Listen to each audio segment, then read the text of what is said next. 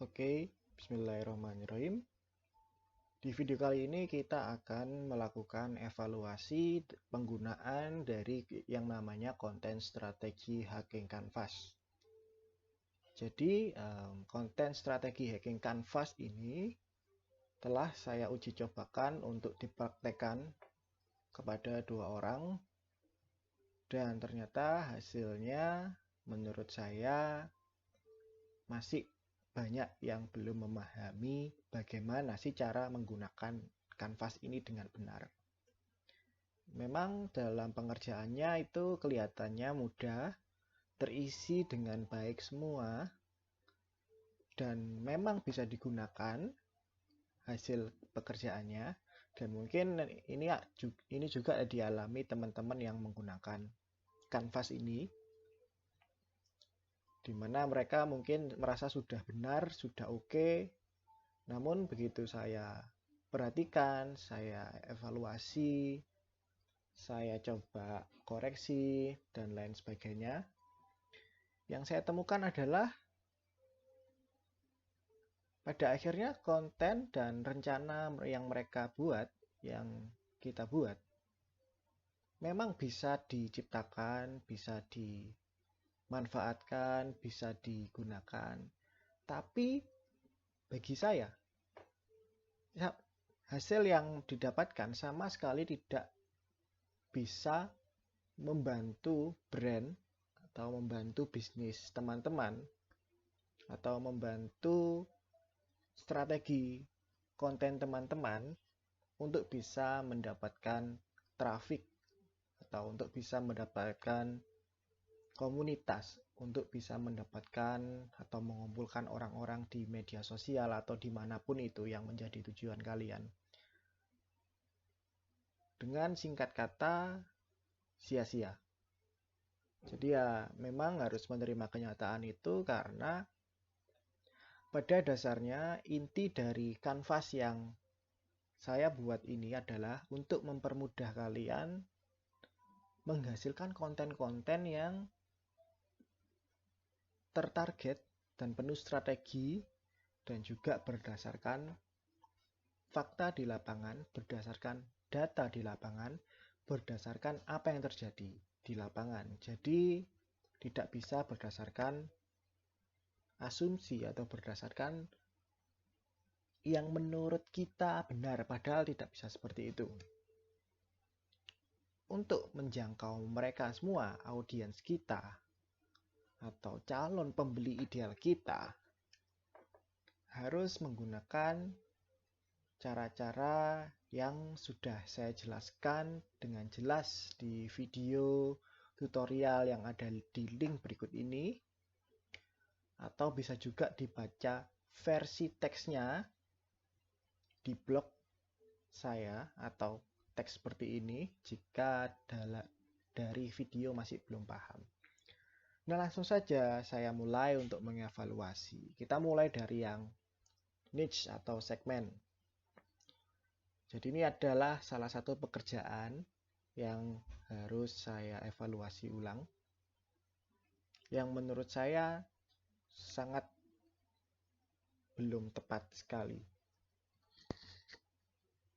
Oke, yang pertama, di sini segmen yang dipilih. Oh, ini niche ya. Yang pertama-tama bisnisnya apa dulu? Di sini tidak ada keterangan bisnisnya apa, harusnya ditaruh sini ya. Tapi menurut saya ini bisnisnya Revisa Souvenir. Jadi setahu saya ini jualan souvenir gitu ya. Souvenir untuk acara apapun. Lalu dia membuat kanvas dengan niche souvenir pernikahan. Oke, artinya mentarget khusus hal-hal yang berbau pernikahan ya.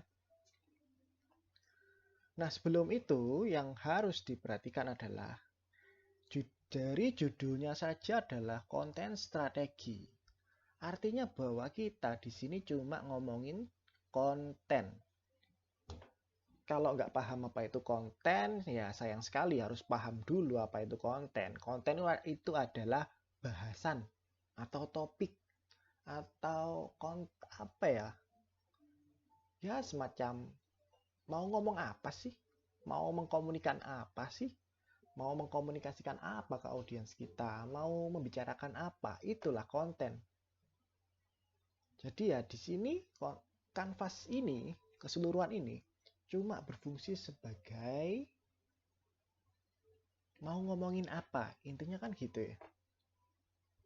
Artinya kalau ada di beberapa blok atau ada di beberapa 1, 2, 3, 4, 5, 6, 7, 8 ternyata terisi dengan yang selain tentang konten, ya artinya kan kita belum paham fundamental atau dasarnya fungsi dari kanvas ini itu apa, kita belum paham.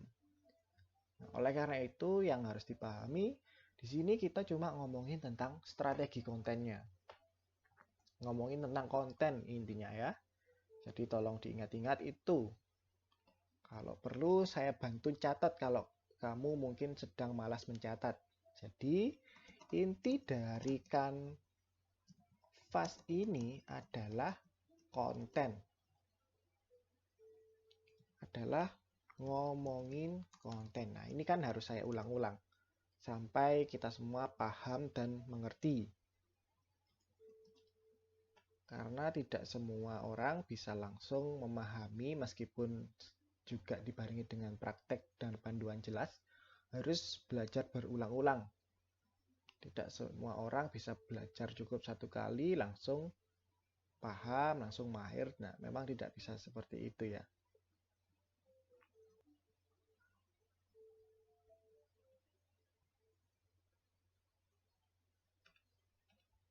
Jadi saya ulangi lagi, inti dari kanvas ini adalah ngomongin konten.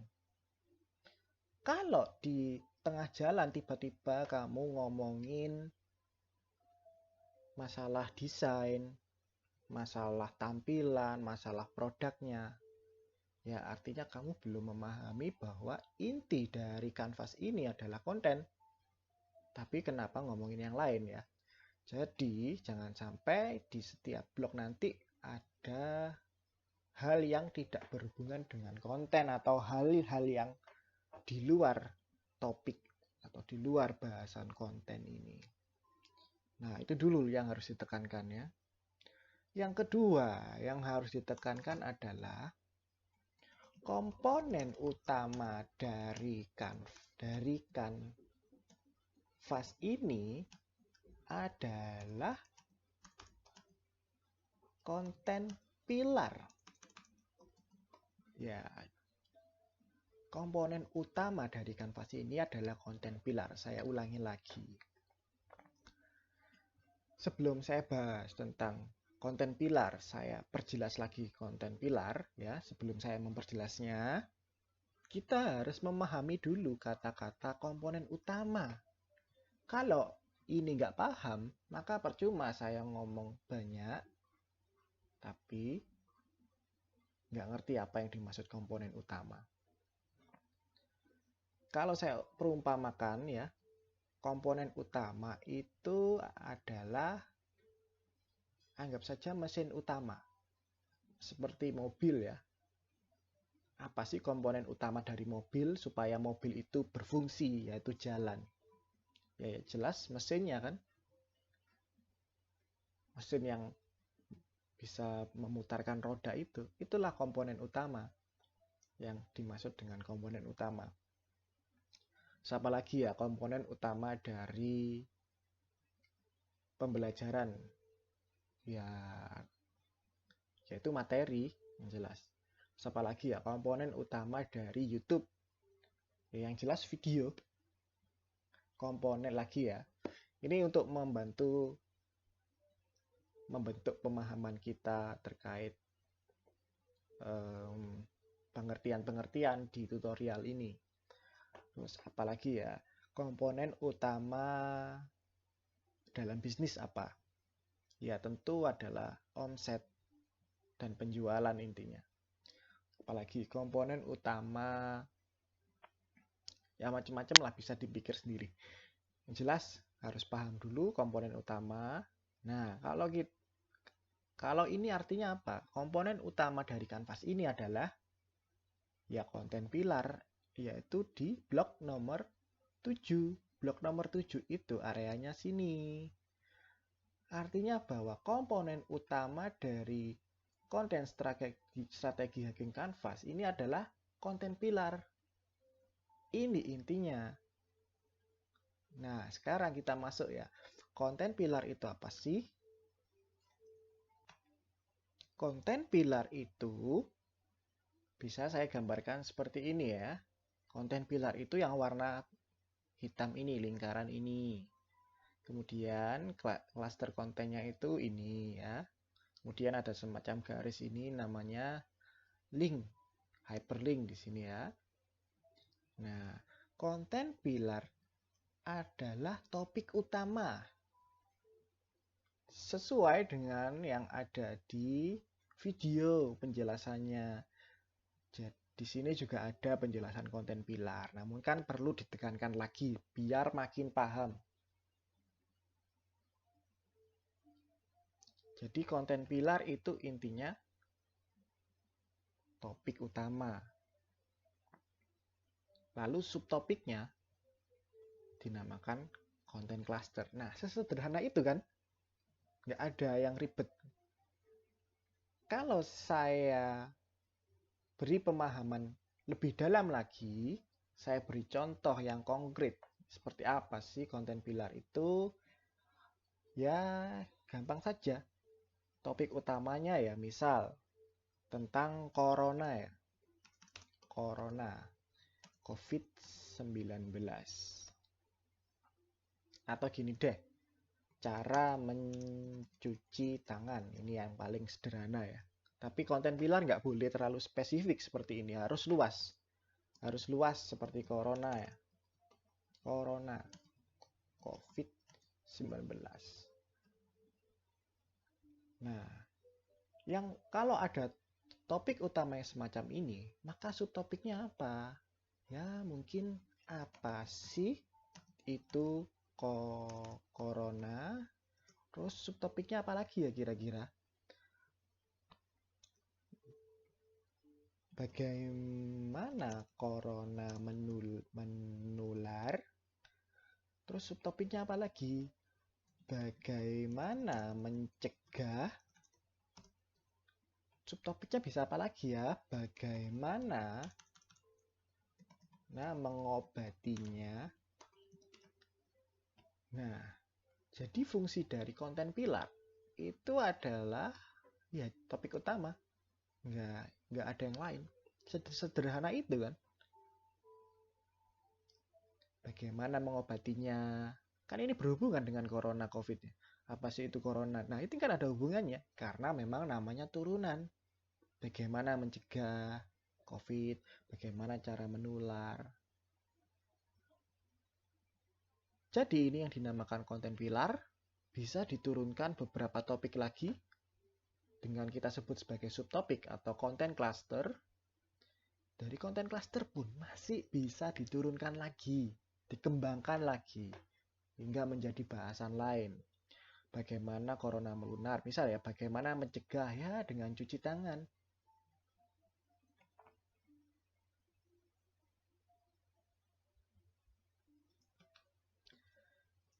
Salah satunya dengan cuci tangan ya. Terus dengan apa lagi ya mencegahnya? Dengan etika etika batuk bersin dan lain sebagainya. Terus ini loh bisa dikembangkan lagi cara cuci tangan. Jadi mungkin cara cuci tangan langkah pertama, kemudian langkah kedua gitu ya. Sampai langkah keberapa gitu terserah, kembangin sesuai dengan pengetahuan kita, sesuai dengan apa yang dibutuhkan informasinya. Jadi prinsipnya konten pilar yaitu topik utama yang luas di mana bisa dikembangkan lagi. Seperti ini. Mungkin kamu pasti bingung cara mengembangkannya gimana kalau kamu nggak ada pengetahuan sama sekali tentang topik utamanya ya. Nah, itu caranya gampang. Sudah saya jelaskan di video yang berjudul riset produk, ide bisnis, ide konten yang paling laris. Dan ini sudah saya jelaskan di sini juga, linknya juga ada. Kalau kita lihat di sini, Kalau kamu bisa lihat di deskripsinya, saya jelaskan linknya di sini.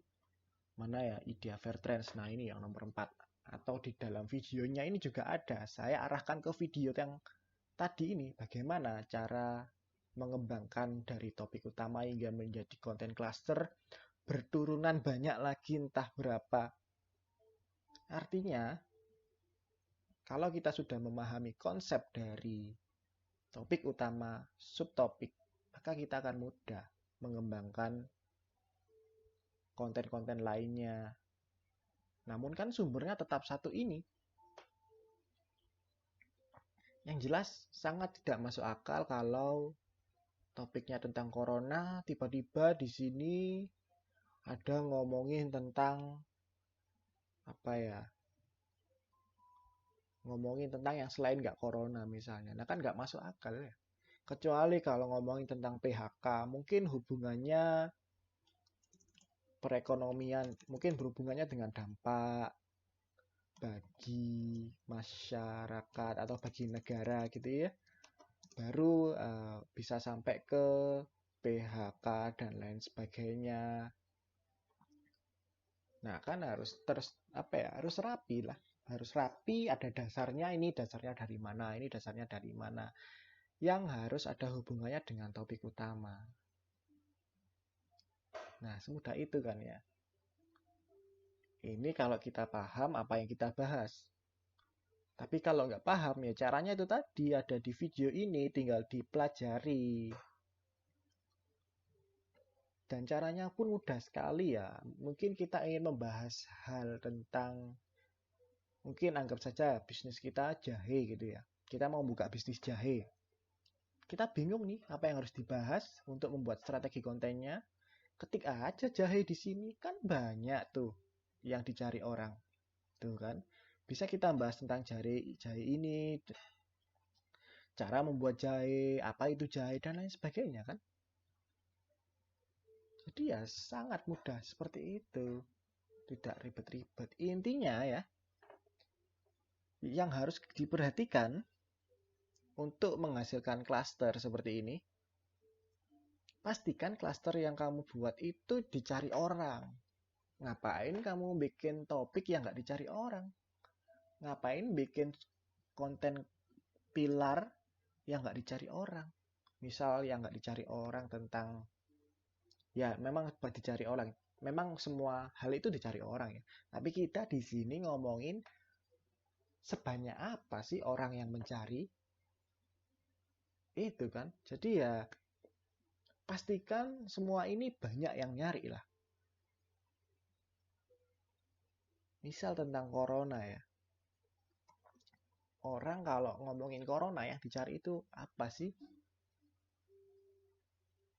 Nah ini penjelasan corona di Italia. Jadi ya bisa aja kamu bikin kejadian corona di Italia atau gimana gitu ya. Karena memang di sini direkomendasikan oleh mesin pencarian bahwa ini paling banyak dicari. Jadi semudah itu. Kalau mau lebih jelas, pahami video yang ini. Cara menghasilkan hal-hal seperti ini untuk mengembangkan konten pilarmu. Ini kan cuma satu konten pilar ya. Satu konten pilar. Corona COVID. Nah, di sini diminta itu banyak sekali konten pilar. Ada berapa ya? 1, 2, 3, 4, 5, 6, 7, 8, 9. Tuh kan, ada 9 konten pilar. Berarti nanti satu mind map link ini hasilnya berisi 3, tuh kan, 3 konten pilar. Ada 3 mind map di dalam satu link ini. Karena link yang dicantumkan cuma 1, sedangkan konten pilar yang diminta 1, 2, 3. Ya buatan di sini 3. Kalau masih belum paham ya. Seperti ini ya. Anggap saja konten pilarnya itu tentang yang pertama Instagram Marketing 2020, kemudian Instagram Algoritma 2020, kemudian Digital Branding. Seperti yang ada di sini. Nah, ini kan ada 3 hal di sini ya, ada 3 konten pilar yang harus dibuat mind map-nya dalam satu link. Maka hasilnya yaitu seperti ini. Itu kan ada 3. 1 tentang digital branding. Itu kan yang diminta di sini digital branding. Kemudian Instagram marketing di sini juga diminta itu. Saya cantumkan di sini. Kemudian apalagi yang diminta? Algoritma Instagram. Tuh kan, diminta di sini, saya tulis di sini. Namun yang dibuat teman-teman itu bikin nggak paham. Jadi ya gimana ya? Nggak bisa dipakai sih menurut saya kalau seperti ini.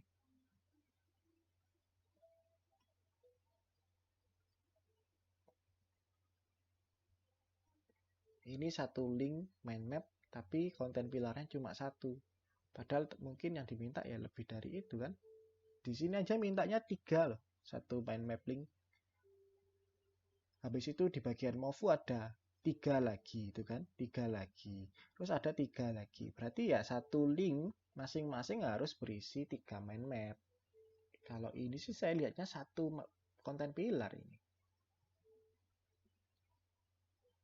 Jadi saya ulangi lagi, satu link di sini berisi 3 mind map. Ya.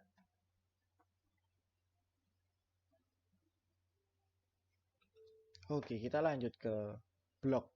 Yang pertama, dia memilih souvenir pernikahan. Oke, saya anggap dia sudah melakukan research, nggak asal milih. Oh, saya milih niche yang souvenir pernikahan. Saya berharap dia melakukan, teman-teman melakukan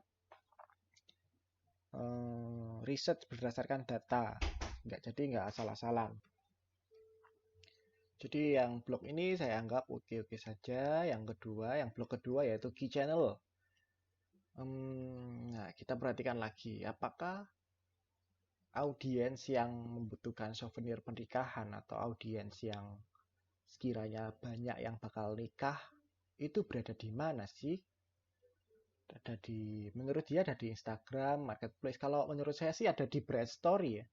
Bright Story itu kan marketplace khusus orang-orang yang mau mengadakan event pernikahan ya.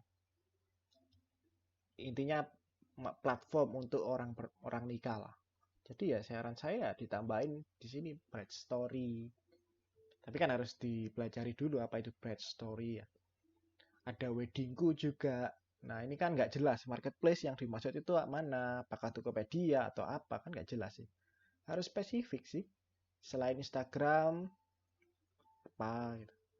Sesuaikan dengan audiensmu atau target orang-orang yang ingin kamu kasih konten itu ada di mana kebanyakan. Logikanya kan begini ya. Kita mau mancing ikan. Kita pengen mancing ikan gurami, anggap saja. Gurami kan air tawar ya. Tapi kenapa kita malah mancing di laut? Ini kan nggak masuk akal. Inilah fungsinya dari key channel. Yang nggak boleh asal bikin, mau pemasaran kemana, mau jualan kemana, pakai Instagram, Facebook. Nah, bukan seperti itu kan, nggak bisa asal ya. Karena kalau yang kita pancing itu ada di air tawar, jangan sampai kita mancing di laut. Kan nggak masuk akal ya. Jadi ya saya anggap ini oke lah, nggak apa-apa lah. Tapi yang jelas orang-orang yang membutuhkan hal pernikahan itu nggak cuma di Instagram. Di Instagramnya pun ya harus spesifik ya. Di Instagram itu yang sebelah mana, orang-orangnya itu yang di mana. Kalau menurut saya sih orang-orang yang mau nikah itu mereka suka ngefollow akun-akun inspirasi pernikahan dan lain sebagainya ya. Ya dijelaskan aja di sini nggak masalah. Yang jelas harus spesifik lah. Jangan cuma gini doang. Selain spesifik harus sesuai dengan ini, nomor 1 ini. Key channelnya ya. Kemudian yang nomor 3, pain points. Kalau di video kan jelas sekali ya. Pain points itu adalah mereka itu memiliki keluh kesah apa, intinya mereka itu memiliki apa ya, pain point kan rasa sakit apa ya, mereka audiens kita itu memiliki rasa sakit apa. Lalu saya perhatikan, saya baca hasil identifikasi teman-teman, yaitu customer ingin mendapatkan souvenir murah untuk acara mereka. Customer ingin mendapatkan souvenir murah untuk acara mereka. Oke lah, mungkin ini adalah pain points dari mereka, dari audiens souvenir pernikahan ya. Solusinya kita menyajikan souvenir yang unik dengan harga ekonomis, serta memilih ekspedisi yang termurah dan teraman. Kita kan ngomongin konten di sini. Nah, sekali lagi kita ngomongin konten di sini. Kenapa jadinya ngomongin produk? Ya, ya inilah yang dimaksud dengan kanvas strategi konten. Jadi kalau saya jadi teman-teman, maka yang saya tuliskan adalah saya akan menyediakan konten-konten yang bisa membuat mereka itu merasa, oh iya, saya bisa mengetahui ini di mana souvenir yang murah. Jadi ya nggak masalah kita menyarankan di online shop sana, online shop sini, tapi kita tetap pada akhirnya kita tetap mengarahkan mereka ke online shop kita sendiri. Semacam itulah. Kita ngomongin konten di sini, bukan ngomongin produk, bukan ngomongin souvenir. Jadi ya kurang tepat sih yang ini. Menurut saya kurang tepat. Kalau menurut saya sih pain points orang yang membutuhkan souvenir pernikahan atau audiens membutuhkan pernikahan. Jadi pain points-nya itu jangan dilihat cuma dari souvenir pernikahan. Artinya kan kita berangkatnya dari produk kita jadinya. Tapi lihatlah dari orang-orang yang mau nikah. Mereka itu struggle tentang apa sih? Mereka itu memikirkan apa? Jadi kalau saya jadi teman-teman, maka yang saya pikirkan itu kendala mereka saat mau melakukan pernikahan, yaitu pertama modal, kemudian apa ya? Jadi kan ini ngomongin pain point, bukan ngomongin solusinya, tapi ngomongin kendala atau kesakitan mereka itu apa. Jangan langsung ngomongin solusi. Ya, contohnya seperti ini. Orang mau nikah, yang dipikirkan ya modal, kemudian yang dipikirkan siapa calonnya. Nah, kan penting ya. Karena kalau mau nikah tapi nggak ngerti siapa calonnya, belum dapet calon pun ya ngapain ya? Siapa calonnya, di mana nyari calon, nanti bisa dikembangkan kan kontennya dari situ. Begitu sudah dapet calon, oh kita kasih konten. Ini adalah ada situs-situs syariah yang bisa mendatangkan calon. Nah, kan menarik semacam itu. Jadi ya kita nggak jualan sih di sini, nggak langsung jualan. Kita masih merencanakan konten, menyediakan konten-konten untuk menjangkau mereka yang butuh hal-hal terkait pain point mereka, yaitu kalau konteks ini kan pernikahan. Nah, nanti kan konteksnya bisa beda-beda ya untuk penggunaan kanvas ini. Konteksnya bisa macam-macam. Kalau anggap saja bisnis kalian sepatu ya, sesuaikan lagi konteksnya. Nah, saya kembangkan lagi pain point orang yang mau nikah apa ya kira-kira. Siapa calonnya, cara melamar mungkin, kemudian apa banyak lagi lah pain point mereka. Jadi ya nggak sekedar tiba-tiba kita menawarkan solusi. Nah ini kan nggak masuk akal. Di sini judulnya aja pain point. Jadi ya harus kayak gitu ya.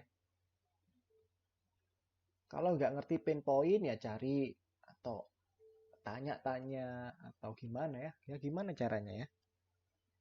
Intinya supaya dapat apa sih yang di pikiran mereka. Saya ngomongin mereka ini berarti ya artinya audiens kita ya. Nah, untuk yang blog berikutnya saya lanjut di video part kedua saja karena saya rasa ini sudah cukup panjang videonya. Jadi, tolong diresapi dulu penjelasan dari video ini. Saya harap teman-teman lebih paham lagi bagaimana cara menggunakan kanvas ini dengan benar.